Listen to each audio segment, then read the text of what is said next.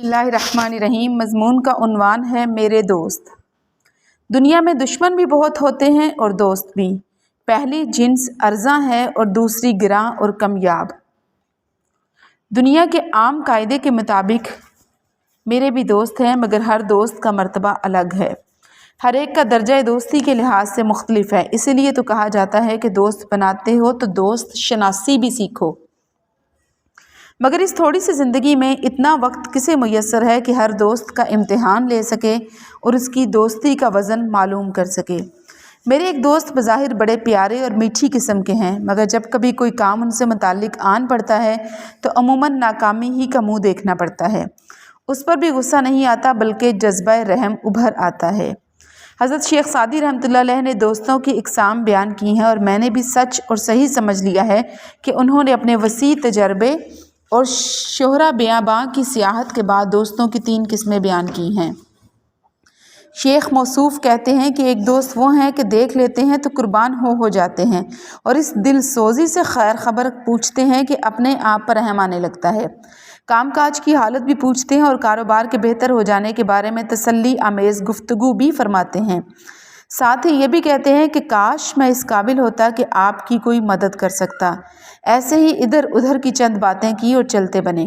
ایسے دوستوں کو انہوں نے زبانی دوست کا خطاب دیا ہے۔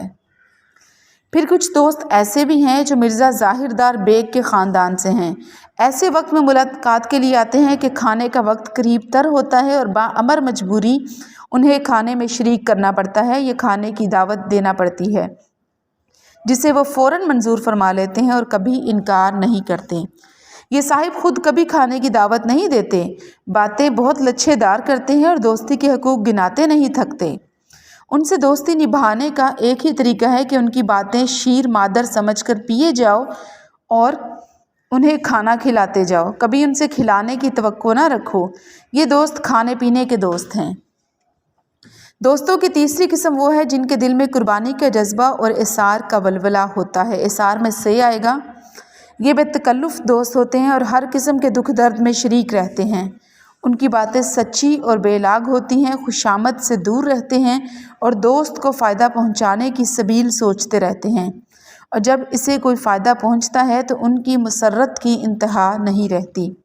حضرت شیخ سعدی رحمۃ اللہ علیہ نے ایسے دوستوں کو سچے دوست یا جانی دوست قرار دیا ہے۔